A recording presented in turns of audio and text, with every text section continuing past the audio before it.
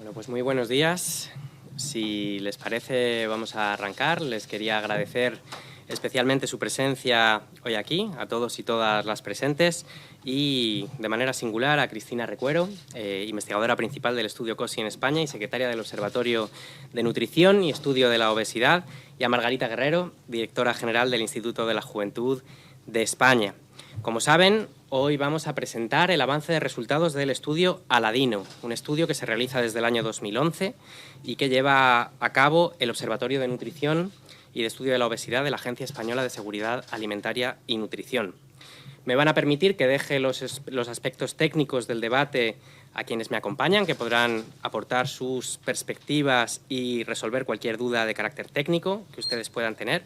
Yo me voy a limitar a hacer una reflexión general sobre por qué lo que revelan estos datos, la información que nos aporta este informe, es fundamental para la acción de este ministerio, que, como saben, está marcado por una amplia diversidad de las temáticas y de las políticas públicas de nuestros ámbitos de actuación, pero que, sin embargo, guardan un hilo conductor entre todos ellos. Desde los derechos sociales a los derechos económicos de las personas consumidoras, desde la atención a la dependencia de los objetivos de desarrollo sostenible, todas nuestras intervenciones tienen algo en común, y es que apuntan hacia un mismo objetivo, en una misma dirección, que es la dirección de la justicia social, de la garantía de los derechos de ciudadanía y del bienestar, entendido como la protección social y la garantía de una vida digna para todos y todas las ciudadanas de nuestro país. Por eso, no podría ser de otra manera, quiero, en primer lugar, celebrar los buenos datos que nos presenta este estudio. Como hito principal, los resultados muestran que la proporción de escolares con exceso de peso se ha reducido en España en 4,5 puntos porcentuales entre 2019 y 2023, algo que es una buenísima noticia, que pone de manifiesto que el esfuerzo de las familias y el compromiso de las instituciones públicas con la promoción de hábitos saludables tiene resultados, funciona, se traduce en una mejor condición de salud para los niños y las niñas en nuestro país. Pero este avance, esta buena noticia, no puede en ningún caso hacer que caigamos en la complacencia. Sobre todo porque el estudio muestra que estas mejoras no se han dado por igual en todos los niveles socioeconómicos de la población. De hecho, cuando desgranamos los datos en función de la renta, nos encontramos con una realidad que es inaceptable en una democracia. Y es que las prevalencias de obesidad y sobrepeso son significativamente más altas en entornos familiares con ingresos brutos inferiores a 18.000 euros al año. Es decir, hay más prevalencia de obesidad y sobrepeso en niños y niñas de familias de rentas bajas que las de rentas más altas en nuestro país. Esto es una tendencia que ya se observaba en ediciones anteriores del estudio Aladino y también en otros estudios como el estudio Pasos de la Fundación Gasol, que fue presentado por mi compañera Mónica García, la ministra de Sanidad, recientemente. Es decir, existe amplia evidencia científica consolidada que apunta a que la prevalencia de la obesidad infantil es inversamente proporcional al nivel socioeconómico de las familias. Contra lo que se pueda creer o pensar, no estamos ante un problema individual. Al contrario, hay una serie de factores contextuales, los conocidos como los determinantes sociales de la salud, que están relacionados con la falta de tiempo libre, con las condiciones de vulnerabilidad, de precariedad, incluso de pobreza que afectan a tantas familias en nuestro país, que repercuten en cuestiones esenciales como son los hábitos alimentarios, la calidad del sueño o el sedentarismo, fenómenos cuyos efectos se expresan a lo largo de toda la vida y marcan el desarrollo de los niños y las niñas. Decía hace un momento que esta forma de desigualdad es inaceptable para una democracia, porque es responsabilidad de los poderes públicos garantizar que ese desarrollo se dé en contextos que sean seguros, saludables y sostenibles. Y es ahí precisamente donde queremos incidir en un día como hoy. Todos los niños y niñas en España, independientemente de los recursos de su familia, independientemente del código postal en el que nazcan, tienen derecho a una alimentación saludable y de calidad. En definitiva, la tasa de obesidad infantil ha bajado y eso es una muy buena noticia, pero no podemos conformarnos. Esta mejora tiene que alcanzar también a las familias más vulnerables de nuestro país. En este sentido, quiero añadir una reflexión que creo avalada por estos datos que presentamos hoy. La legislación vigente y el modelo que hemos seguido hasta ahora, basado en la autorregulación de la industria alimentaria, se han demostrado insuficientes para hacer frente a un reto como este que tenemos por delante.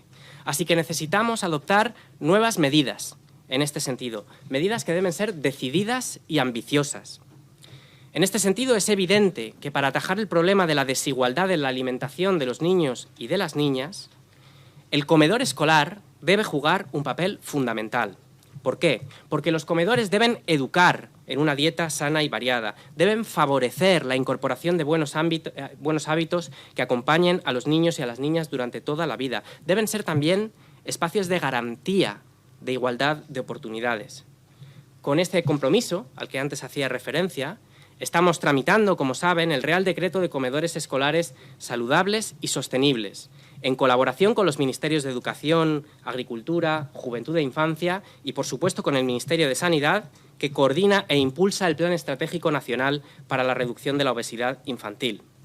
¿Cuál es nuestro objetivo? Nuestro objetivo es abordar de forma integral y efectiva la salud, el bienestar y el derecho a tener una buena vida, independientemente de la familia en la que se haya nacido.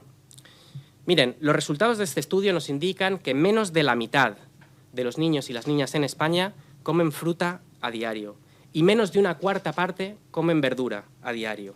Y ese consumo, como es la tónica general de todos los resultados, baja significativamente cuando hablamos de aquellos que vienen de familias con menos recursos. En esas familias de rentas bajas, hasta 4 de cada 10 niños y niñas no desayunan a diario y se multiplica por 8 el consumo frecuente de bebidas azucaradas.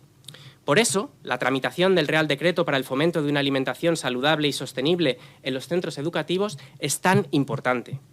Este proyecto busca garantizar que al menos esas 5 comidas a la semana sean saludables y aseguren una dieta variada y equilibrada. Esto requiere impulsar la ingesta de frutas y verduras, de pescado, de legumbres y cereales integrales, así como limitar los alimentos ultraprocesados. Todo ello lo proponemos, por supuesto, no podía ser de otra manera, en línea con los estándares y recomendaciones de la Organización Mundial de la Salud.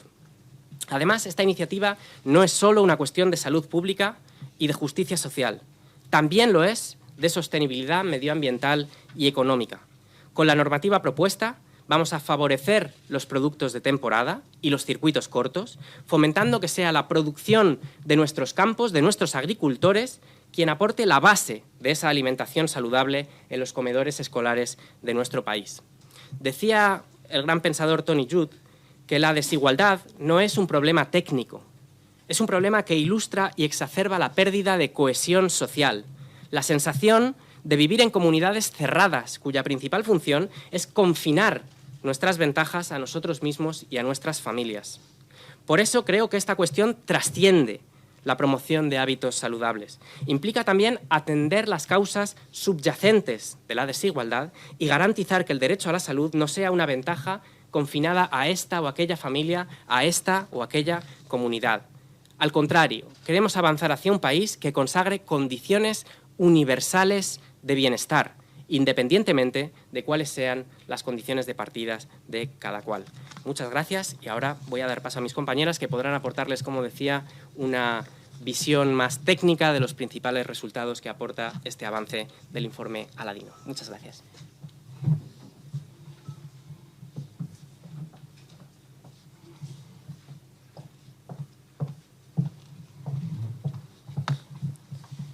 Bien, buenos días. Muchas gracias por esta presentación, por esta introducción y por vuestra asistencia a la publicación de los resultados de avance de esta quinta edición del estudio Aladino. Es la primera edición, vamos a ver los resultados de avance de esta edición, la primera tras la pandemia del COVID. Y bueno, antes de nada me gustaría empezar con una reflexión como la que tenemos en pantalla, y es que tanto el sobrepeso como la obesidad infantil suponen un problema de salud pública, un problema grave, y no solo en la infancia, sino también en la edad adulta. Entonces, teniendo en cuenta esta premisa, Dentro de las labores de vigilancia epidemiológica que realizamos en la ESAN en el ámbito del Observatorio de la Nutrición y de Estudio de la Obesidad, realizamos periódicamente las ediciones del Estudio Aladino, que están enmarcadas en la iniciativa COSI de la Organización Mundial de la Salud. Y habiendo dicho esto, me gustaría que conociéramos el objetivo principal de este estudio Aladino. ¿Y cuál es? Pues es conocer la prevalencia de sobrepeso y obesidad en los escolares de 6 a 9 años residentes en España. Y con este objetivo, ¿qué es lo que se hace? Se analiza periódicamente la relación entre la presencia de exceso de peso, obesidad y los distintos factores asociados, tanto socioeconómicos, con el propio escolar, como su entorno familiar y con su entorno escolar. Y por todo ello hace que todos los datos y resultados del estudio Aladino representen una información de referencia que nos ayuden a tomar decisiones que mejoren la alimentación y la salud de los niños y de las niñas. Como decía, este estudio Aladino está enmarcado dentro de la iniciativa COSI de la Organización Mundial de la Salud. Esta iniciativa comenzó en 2007, dados los elevados índices de obesidad que se empezaron a observar en ese momento. Y desde entonces se preparó este plan de trabajo en el que se quería conseguir que todos los Estados miembros tuvieran un sistema armonizado de vigilancia de la obesidad infantil. ¿Cómo se consigue esto? Pues con una metodología común. Y esa metodología común es la que hace y la que facilita la comparabilidad de los resultados que se obtengan en los distintos países participando en las distintas rondas. Y por eso este estudio, además, hace que sea un estudio de referencia internacional. Añadir que en este momento, aunque nosotros nos encontramos en nuestra 5ª edición del estudio Aladino, COSI, en la Organización Mundial de la Salud, está en su 6ª ronda. Ellos comenzaron en 2007, España todavía no pertenecía a la red de COSI en ese momento, pero ya se incorporó a las sucesivas rondas. Bueno, pues sin más, voy a hacer una breve descripción de la metodología y descripción de la muestra, del estudio, que es importante para contextualizar qué es lo que cómo hemos podido llegar a estos resultados. Bueno, pues en primer lugar, lo que ya se ha dicho, está dirigido y supervisado por la ESAN y el diseño sigue ese protocolo común de COSI de la Organización Mundial de la Salud. Se trata de un estudio epidemiológico con un diseño descriptivo transversal de las medidas antropométricas de los escolares de 6 a 9 años residentes en España y de los factores de estilo de vida asociados. ¿Qué vamos a medir en estos escolares? Pues se hacen dos tipos de mediciones. Para medir la situación ponderal se mide el peso y la talla por medición directa y a través de esos datos se calcula el índice de masa corporal. Con ese índice de masa corporal podemos clasificar a través de unos datos y unas tablas de referencia en función del sexo y la edad del escolar, los clasificamos en delgados, normopeso, sobrepeso, obesidad y exceso de peso. Los factores asociados los valoramos a través de cuestionarios que se han repartido tanto a las familias como a los colegios. Son cuestionarios muy completos que nos van a aportar una información muy rica. De hecho, el cuestionario de las familias tiene 27 preguntas y todas ellas a su vez con numerosos ítems dentro que nos van a proporcionar lo que comento, una información muy rica que nos van a dar esa información necesaria para elaborar esa fotografía de cómo está la situación de nuestros escolares en este momento. Igualmente se ha repartido un cuestionario a los colegios que han contestado los directores, los jefes de estudios o el personal que ha designado el colegio para eso, pues preguntando, igual que en otras ediciones, sobre cuestiones sobre las distintas instalaciones, clases de educación física, clases de educación nutricional, en fin, un cuestionario también muy rico y que nos va a aportar igualmente información relevante sobre el entorno escolar en nuestros escolares. Bien. En cuanto a la muestra seleccionada, se hace un muestreo aleatorio por conglomerados, polietápico, con estratificación de las unidades de primera etapa, que son los centros de educación primaria. Es decir, se hacen varias etapas. ¿Qué hacemos? Una vez que se ha estimado el tamaño de muestra adecuado para que sea representativo conforme a los objetivos del estudio, se aleatorizan los colegios de educación primaria. Sería la primera etapa. La segunda etapa serían las aulas que se han aleatorizado para seleccionar esos escolares y finalmente la última etapa, por supuesto, los escolares a los que se les va a realizar la medición dentro de ese grupo de edad, de 6 a 9 años, que serían los escolares de primero a cuarto de primaria. Finalmente, hemos obtenido una muestra de 12.678 escolares que están matriculados en 296 centros de educación primaria, tanto públicos como privados. Hay algunos aspectos éticos que me gustaría comentar, que se han mantenido bastante rigurosamente. En primer lugar, que tanto la participación de los colegios como de las familias como de los escolares son voluntarios.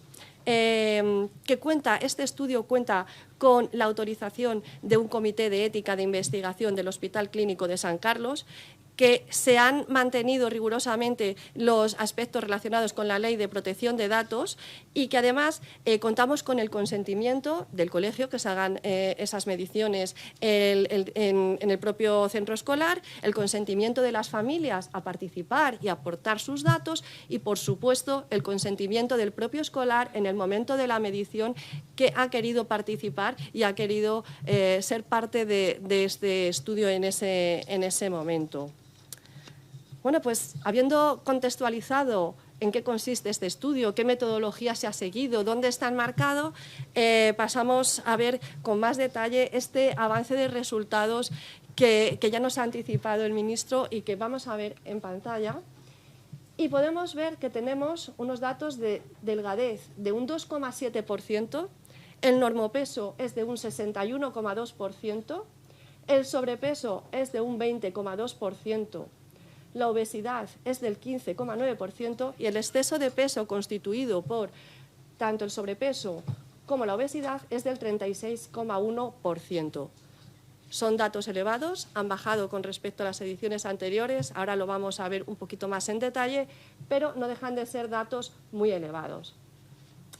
En la gráfica de abajo se puede ver la distribución entre niños y niñas.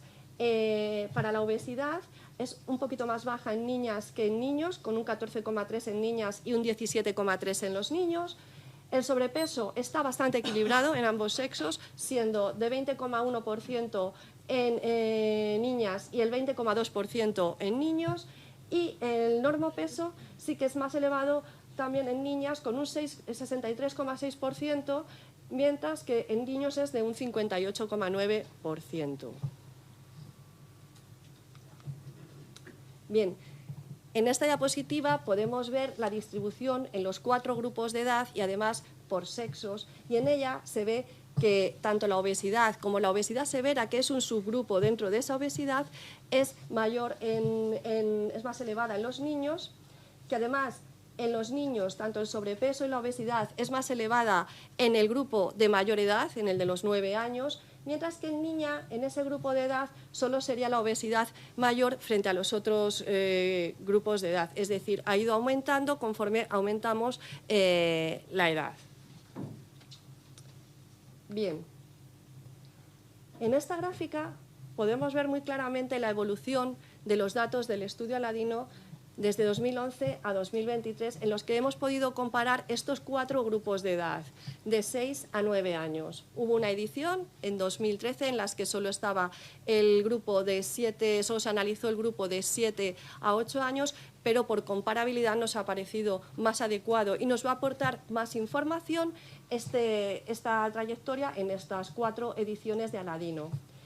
Y vemos, con respecto a la edición anterior, que el exceso de peso disminuye 4,5 puntos. Es un dato bastante positivo y a su vez esa disminución en el 4,5 puntos está compuesto del sobrepeso, de los factores del sobrepeso y de la obesidad, porque el sobrepeso lo que vemos es que disminuye en un 3,1% y la obesidad en un 1,4%.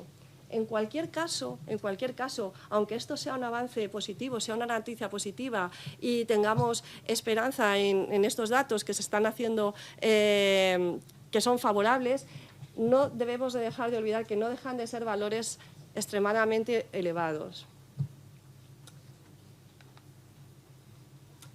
En esta diapositiva podemos ver esta misma esta misma evolución distribuida en niños y en niñas. El patrón es el mismo, salvando las diferencias que he comentado antes en los distintos valores que puedan darse en niñas o en niños.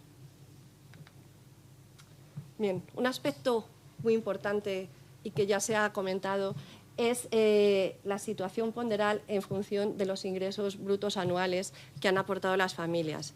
Como comentaba al inicio, una de las preguntas que se han rellenado en el cuestionario de las familias nos han aportado información de sus ingresos brutos anuales. En función de sus ingresos brutos anuales, de los datos que nos han aportado, hemos reagrupado en 3 rangos, a efectos de comparabilidad con ediciones anteriores. Esos 3 rangos son de menos de 18.000 euros, de 18.000 a 30.000 euros y de más de 30.000 euros.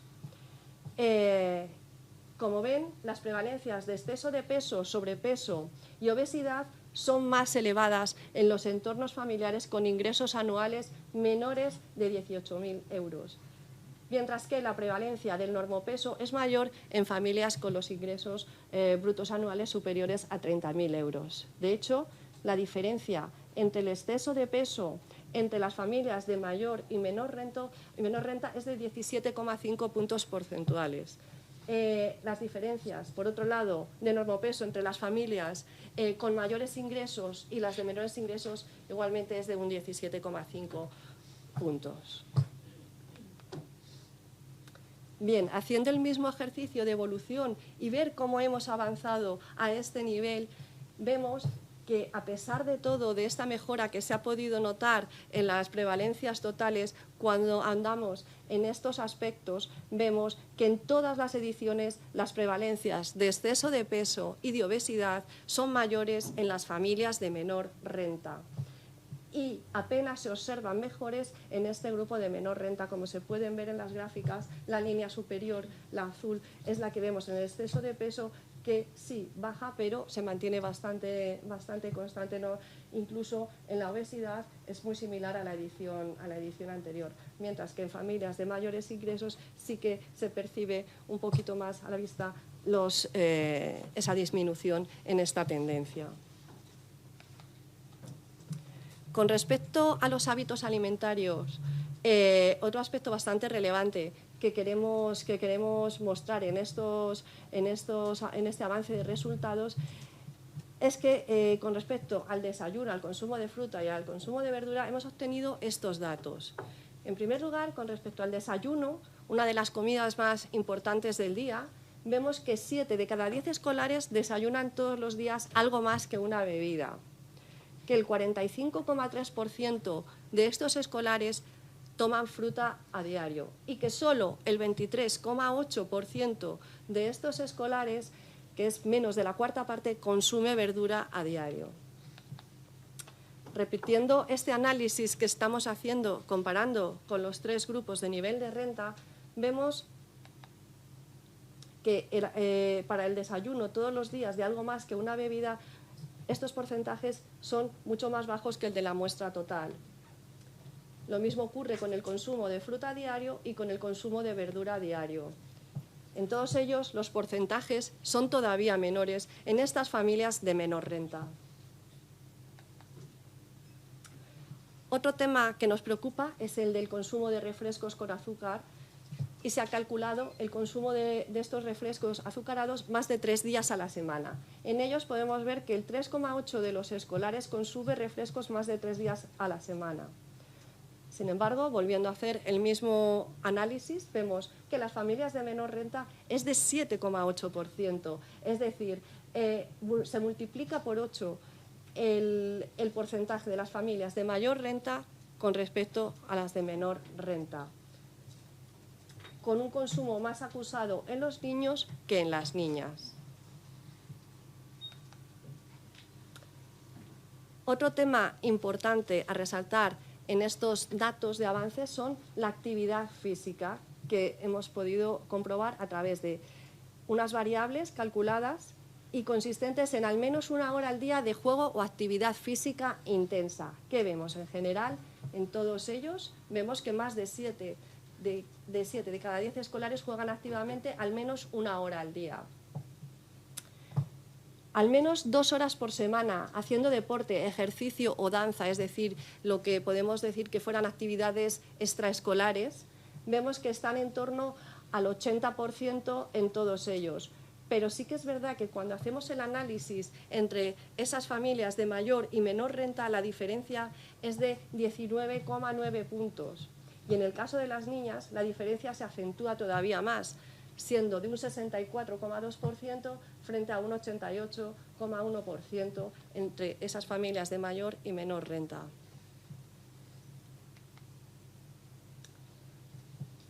Los resultados del tiempo frente a pantallas, que es un indicador, uno de los indicadores que influyen en el sedentarismo, podemos ver que aquellos escolares que usan al menos 2 horas al día de tiempo de pantallas es de un 30%, es decir, 3 de cada 10 escolares están expuestos al menos a 2 horas al día a las pantallas. En hogares con menor nivel de renta, este porcentaje duplica al de los hogares con mayor nivel de renta, siendo en los de un menor nivel de renta de un 41,4% frente al 22,8% que se daría en aquellas con ingresos superiores. Bien, pues habiendo dicho esto, voy a hacer un pequeño resumen con aquellos datos que más nos impactan y que debemos tener en mente, y es que más de 1/3 de la población infantil de 6 a 9 años en España padece exceso de peso, que se observa una ligera tendencia a la disminución del exceso de peso sin dejar de ser valores extremadamente elevados, que las prevalencias de exceso de peso, de sobrepeso y obesidad son más elevadas en entornos familiares con ingresos más bajos, que en todas las ediciones las prevalencias de exceso de peso y obesidad son más elevadas en entornos familiares de rentas medias y bajas y que apenas se observan mejoras en el grupo de menor renta. En cuanto a los hábitos alimentarios, no todos los escolares desayunan al día, menos de la mitad de los escolares toman fruta a diario y menos de la 1/4 parte verdura. Los porcentajes son peores en familias con menores ingresos. El 3,8% de los escolares consume más de 3 días a la semana refrescos con azúcar y en las familias de menor renta se multiplica por 8 con respecto a las de menor renta este consumo. Que el porcentaje de escolares que realizan al menos 2 horas a la semana de actividades extraescolares es menor en familias con menor renta y en ellas el mayor porcentaje de expuestos 2 horas al día a pantallas. Bien, pues con estos resultados solamente me gustaría decir que debemos seguir fomentando los hábitos de vida saludables y sostenibles en condiciones de equidad y resaltar la importancia de la vigilancia epidemiológica para que podamos tener esta fotografía de la situación en sucesivas ediciones y en otros estudios de relevancia que nos aportan luz en este tema. Muchas gracias.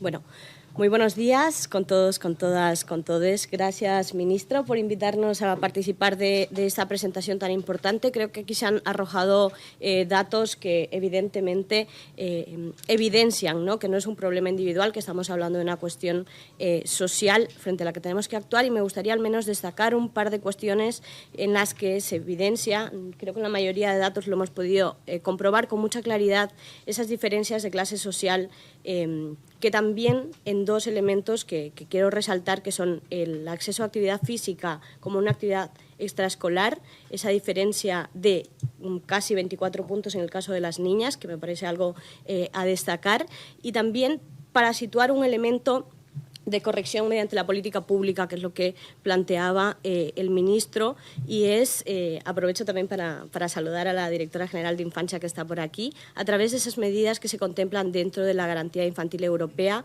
para facilitar el acceso a estos programas escolares que promuevan la actividad física en entornos saludables, cercanos y seguros, ¿no? Entre otras medidas, creo que es importante acompañar estos procesos para corregir esas desigualdades, ¿no? Por otro lado, quiero fijar también la atención en estos elementos que tienen que ver con la desigualdad en la renta y el tiempo que los menores pasan frente a las pantallas, ¿no? Hemos comentado también desde el principio de constitución de este Ministerio de Juventud e Infancia, la ministra situó la construcción de entornos digitales seguros como una de las prioridades, y aquí quizás cabe también plantearse otras dos preguntas, y tiene que ver con el offline en este caso, y es: ¿contamos con suficientes espacios verdes para pasear? ¿Contamos con suficientes espacios públicos para realizar actividades de ocio, de tiempo libre, que promuevan hábitos de vida sana? Como hemos visto en este informe, estas dos cuestiones son aspectos claves para atajar el tema de la obesidad, ¿no? Pero bueno, veíamos también que la evidencia científica nos dice que la obesidad tiene un origen complejo y multicausal en el que influyen factores biológicos, psicosociales, comunitarios, ambientales, y que en este informe se ve con claridad que el factor socioeconómico es determinante. Por eso las instituciones tenemos la obligación de desarrollar políticas públicas que cierren estas brechas de desigualdad económica que tienen un impacto en la salud y en el bienestar de la infancia y de la juventud. Además, hay que recordar que España es uno de los países de la UE en los que la tasa de riesgo de pobreza infantil y la obesidad presentan una correlación más alta. Por eso quiero destacar también en este momento las medidas que tienen que ver con actuar en la raíz del problema, es decir, atacar a la pobreza infantil con esas medidas que se han puesto también sobre la mesa, como la renta universal por crianza o el Pacto de Estado contra la pobreza infantil, impulsado también por la ministra Sira Rego con entidades del tercer sector, y que es determinante. Actuar también sobre otros dos aspectos relacionados, la importancia del sueño. Hay entidades que están demandándonos a las instituciones. Recientemente se celebró una jornada en el Congreso impulsada por Alianza por el Sueño para demandar políticas públicas en este sentido. Parece que el sueño, cuando se habla de tener una vida sana, no siempre está incluido en la ecuación, y en la calidad del sueño influyen muchos factores, por supuesto, y tampoco es una cuestión individual, ¿no? Y el otro elemento tiene que ver con la salud mental, porque un desequilibrio en el bienestar emocional incrementa la probabilidad de presentar obesidad, ¿no? Entonces, estamos hablando de la importancia de actuar pronto. ¿Por qué? Porque la evidencia también nos dice que el exceso de peso a edades tempranas, además de ser un factor de riesgo para la enfermedad adulta posterior, se asocia al deterioro de la salud en edades tempranas, tanto física como psicosocial. Y una vez establecida la obesidad infantil, es difícil de revertir. Y por eso estoy aquí, básicamente, porque el 80% de adolescentes con obesidad serán adultos con obesidad. Por eso es fundamental actuar en la prevención, y en este sentido estamos actuando con bastante determinación. Las medidas que contempla el Plan Nacional de la Obesidad es un buen ejemplo de ello, o esta propuesta que nos acaba de presentar el ministro en relación al Real Decreto de Comedores Escolares, ¿no? La evidencia también nos dice que por cada euro invertido en prevención de la obesidad en España se recuperarán 6. Por tanto, estamos hablando de poner el foco en la prevención y la importancia de esa prevención, ¿no?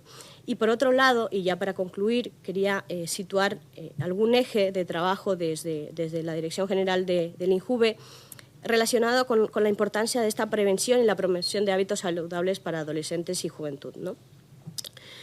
Nosotros trabajamos prioritariamente fomentando los hábitos de vida sana.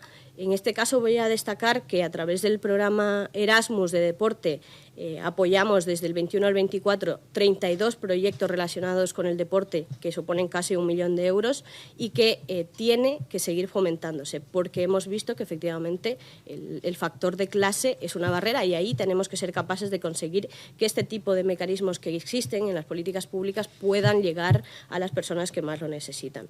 También trabajamos tejiendo alianzas con entidades de educación no formal y que desarrollan actividades en la naturaleza, promoviendo valores de cuidado del medio ambiente y también de nuestro bienestar físico-emocional, es decir, actuar en los factores protectores de la salud mental que, como hemos visto, también influyen en la cuestión de la obesidad. En definitiva, estamos también en esta presentación para reiterar nuestro compromiso de trabajar junto a otros ministerios desarrollando medidas que nos permitan construir una sociedad más justa, cerrando brechas de desigualdad y construyendo sociedades del bienestar, donde la vida sana no esté condicionada por el código postal donde nacimos. Muchas gracias.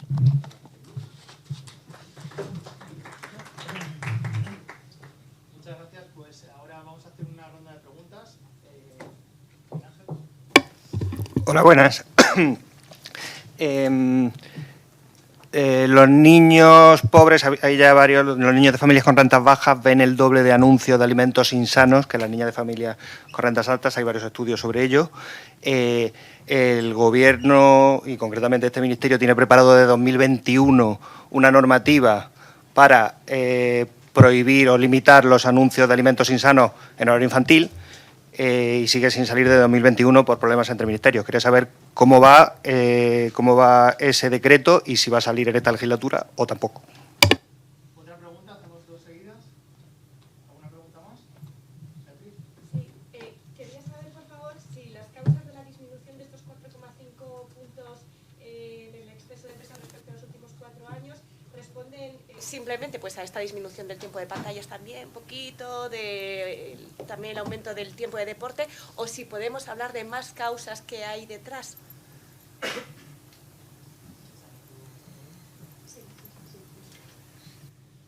Si te parece, empieza tú. Sí, gracias. Sí, con respecto a la pregunta sobre esta pequeña disminución que venimos observando, como decíamos, esto es un avance de resultados y, como sabemos, la obesidad y el sobrepeso es multifactorial, está causada por múltiples factores. Hemos expuesto los factores más relevantes, los que tenemos ahora mismo presentes y que tenemos disponibles en este momento. Estamos trabajando en el informe completo y puede que esos otros factores también nos aporten luz en las posibles causas. En cualquier caso, es un estudio epidemiológico transversal y este estudio lo que nos muestra realmente es una fotografía de la situación. Entonces, hay que ver estos datos, estos resultados que obtenemos, cómo pueden habernos influenciados en esa bajada de las prevalencias.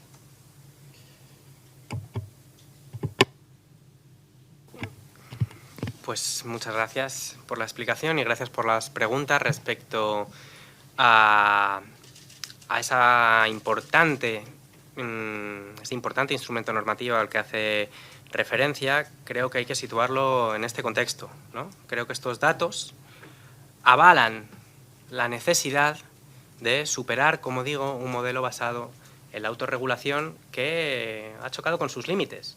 Como decía, creo que hoy es un día para poner en valor una buena noticia. Es que creo que estamos avanzando despacio, todavía moviéndonos en unos niveles demasiado elevados e inaceptables por lo que implican de desigualdad social en este ámbito, pero estamos avanzando. Y, por tanto, creo que estos datos avalan la necesidad de continuar implementando políticas públicas que puedan garantizar entornos seguros, saludables y sostenibles para todos los niños y las niñas del país. Hoy he querido centrar parte de mi intervención en el Real Decreto de Comedores Escolares, precisamente porque guarda una relación directa con esta problemática, ¿no? Con esa diferencia, con esa desigualdad marcada por la clase social que está determinando las condiciones de desarrollo de niños y niñas en el país. Y es una materia inminente en la que estamos avanzando. Pero el Real Decreto sobre la publicidad de alimentos insanos también figura entre las prioridades de este Ministerio y espero que en los próximos meses podamos sacarlo adelante. Por una razón, hoy se ha mencionado alguna de estas variables que tiene que ver con el tiempo de exposición a las pantallas, que en el caso de los niños y niñas de entornos de familias con menores ingresos y rentas llega a duplicar el de las familias con rentas más altas. Y es principalmente a través de estas vías por las que los niños y las niñas reciben todas esas campañas publicitarias, a menudo a una edad en la que ni siquiera se han formado plenamente los criterios que permiten discriminar la intencionalidad comercial de la publicidad y que está demostrado ampliamente que inciden de manera muy negativa en la formación de hábitos alimentarios. Y por tanto yo creo que es una iniciativa que está avalada por los datos, avalada por la realidad y que entra plenamente dentro de esa responsabilidad de los poderes públicos a la que aludía. Por tanto, la intención de este Ministerio, y en ello estamos trabajando, es abordar primero la cuestión de los comedores escolares, que espero que pueda ser inminente, y a continuación, por supuesto, retomar el Real Decreto sobre la publicidad de alimentos insanos dirigida a un público infantil. ¿Esta vez Agricultura sí va a querer? ¿Perdón? ¿Agricultura sí va a querer esta vez? Yo digo que el Ministerio de Derechos Sociales, Consumo y Agenda 2030 está plenamente determinado y comprometido con su aprobación. Vale, vamos con más preguntas. ¿Qué tal? Buenos días. Eva Soteras, de Castilla-La Mancha Media. Yo tengo dos preguntas. No sé si este informe a futuro podría ampliarse un poco más para obtener datos a nivel de comunidades autónomas, no tanto porque represente a una comunidad autónoma, sino por conocer si las diferencias de comunidades autónomas también pueden reflejar datos pues, en zonas más rurales, en zonas donde se abusa a lo mejor de las rutas escolares, en zonas donde la proximidad puede permitir a los chicos y chicas ir caminando. Esa es una reflexión que hago. Y la otra, con el tema del Real Decreto de comedores escolares, hay una tendencia de unos años a esta parte, también con la COVID, y es que se está imponiendo el modelo de 9 a 2 en los coles de nuestros niños y niñas. Eso está provocando que muchos niños y niñas ya no se queden a comedor. También que muchos centros dejen de ofertar comedores porque manden catering porque no les sale rentable con un número bajo de niños y niñas. Y además de reducir las opciones en los casos de niños con menos recursos de poder comer en condiciones, el evitar el recreo, aparte de socializar, también está reduciendo su actividad física y fomentando el sedentarismo. Yo no sé si eso como ministerio también lo están abordando. Muchas gracias. ¿Tenemos alguna pregunta más? Cristina, ¿quieres responder las dos? Sí, en cuanto a lo que me preguntabas, por el momento estamos trabajando en la totalidad de la muestra a nivel nacional. En relación con lo que preguntaba sobre las distancias o cómo podía influenciar en entornos más rurales, en la totalidad de la muestra, en el cuestionario, sí que es verdad que se contemplan estos aspectos sobre la distancia a los centros escolares, si utilizan algún medio de transporte, cómo son de seguras las rutas, y esto se pregunta a nivel del entorno escolar y a nivel de las familias, con lo cual este tema a nivel total va a estar bastante trabajado en el informe final. Muchas gracias. Solo por comentar también que dentro del grupo de trabajo de expertos para entornos digitales no tiene exactamente que ver con este tema, pero una de las cuestiones que comentabas en relación a los horarios escolares es evidentemente uno de los temas de discusión, porque evidentemente cuando hablamos de el tiempo que pasan expuestos a las pantallas, no estamos también preguntándonos si disponemos del tiempo suficiente para conciliar, para cuidar, ¿no? Y esta serie de elementos que nos deben llevar también a situar no solamente elementos de diagnóstico, que evidentemente hay muchas entidades, organizaciones que lo están poniendo sobre la mesa, sino cómo planteamos una reformulación en algunos aspectos que tienen que ver con mejorar ya no solo los horarios, obviamente, del horario escolar, sino también cómo hacemos compatible esto con la vida que nos permita cuidar y también proteger a la infancia. Gracias, Margarita. Sí, apunta usted a una cuestión fundamental que, sin embargo, excede tanto el ámbito normativo que va a abordar este Real Decreto como incluso las competencias del Ministerio, pero que llama a una reflexión general. Margarita apuntaba sobre ella. El Real Decreto de Comedores Escolares busca generar las condiciones en las que podamos asegurar que al menos 5 comidas a la semana presentan un equilibrio suficiente como para garantizar una dieta sana, equilibrada y saludable, pero, evidentemente, estamos hablando de un pequeño aspecto de una problemática mucho mayor que apunta a la disponibilidad del tiempo, que apunta a la disponibilidad de recursos y que apunta a la accesibilidad de todos aquellos factores que deben garantizar las condiciones socioeconómicas mínimas para que podamos realmente garantizar esos entornos saludables y seguros. Creo que esta es una cuestión que es una cuestión estratégica, que debe concitar el acuerdo de todas las administraciones y de todos los grupos políticos en ese sentido, pero no me resisto a señalar que muchas de las medidas, y Margarita ha citado algunas de ellas en las que está trabajando el Gobierno de coalición, que pueda parecer a priori que no guardan una relación directa, pero que sin embargo apuntan directamente a esas condiciones, ¿no? Cuando hablamos de la reducción de la jornada laboral, hablamos precisamente de una redistribución del tiempo. Hablamos de una democratización del tiempo que se pueda dedicar a conciliar, a cuidar, descansar, también a pensar en qué es lo que vamos a cocinar para la cena o si hemos hecho la compra para el desayuno, ¿verdad?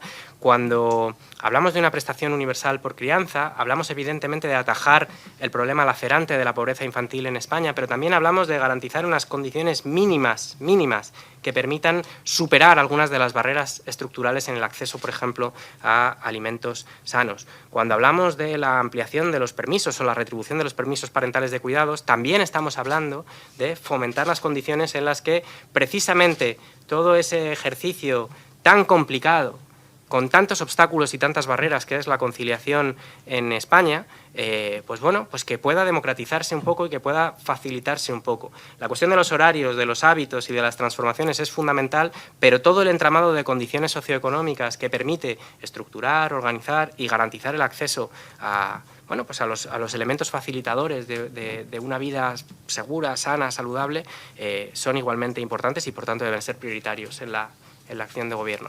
La cuestión de los horarios y del impacto que tienen, pues evidentemente trasciende a nuestro ámbito competencial, aunque como usted señala es esencial para el problema que abordamos.